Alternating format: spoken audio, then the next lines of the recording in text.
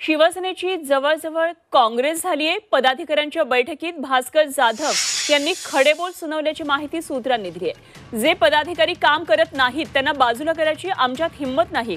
काम न करणाऱ्याला तो नाराज होऊ नये म्हणून दुसरं पद दिलं जातं अशी खंत भास्कर जाधव यांनी या बैठकीत बोलून दाखवल्याची माहिती कळतेय।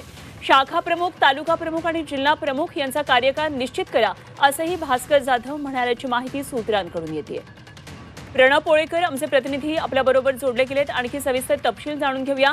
प्रणव, भास्कर जाधव नेहमीच खडे बोल सुनावण्यामध्ये पटाईत आहेत आणि आपण पाहिलेले अनेकदा त्यांची वक्तव्य। आज त्यांनी महत्त्वाची सूचना केल्याचं कळतंय आणि शिवसेनेची जवळजवळ काँग्रेस झाल्याचं वक्तव्य त्यांनी केलं। काय नेमकं झालंय?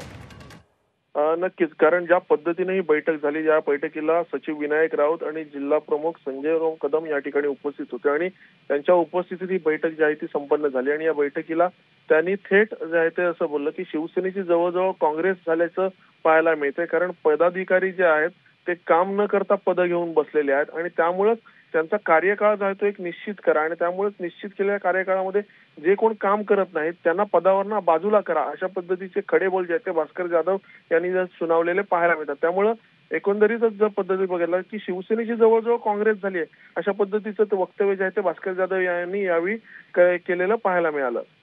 ठीक, धन्यवाद प्रणव दिलेल्या या माहितीसाठी। प्रणव पोळेकर आमचे प्रतिनिधी आपल्या बरोबर होते।